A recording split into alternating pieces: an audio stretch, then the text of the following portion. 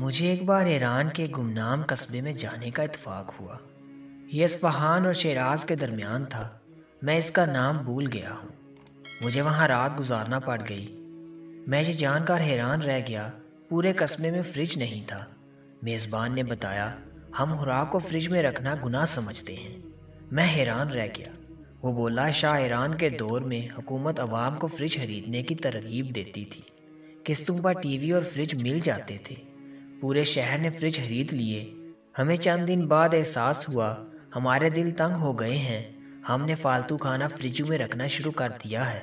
لوگ اس سے پہلے اضافی کھانا ضرورت مندوں یا ہمسایوں میں بانٹ دیا کرتے تھے۔ ہم میں سے ہر شخص اپنی ڈش ہمسائے کے گھر بھجواتا تھا اور ہمسائے اپنا کھانا ہمیں دے دیتے تھے۔ فریج نے میزبانی اور محبت کا یہ سلسلہ روک دیا۔ ہمارے امام صاحب نے ایک دن پورے شہر کو اکٹھا کیا اور فریج کو حرام قرار دے دیا۔ حکومت نے بہت زور لگایا، لیکن ہم لوگوں نے اپنے فریج بیچ دیے یا پھر اپنے دور دراز کے رشتہ داروں کو بیچ دیے۔ وہ دن ہے اور آج کا دن ہے، ہمارے قصبے میں فریج واپس نہیں آیا۔ میں نے پوچھا، اس سے کیا فائدہ ہوا؟ وہ ہنس کر بولا، بہت فائدہ ہوا۔ ہمارے پورے شہر میں کوئی شخص بھوکا نہیں سوتا۔ لوگ پیٹ بھر کر کھانا کھاتے ہیں اور باقی کھانا کسی نہ کسی مسکین، حاجت مند یا بھوکے کو دے دیتے ہیں۔ ہم لوگ ہمسایوں میں بھی کھانا بانٹتے ہیں۔ یوں پورے شہر میں کوئی بھوکا نہیں رہتا۔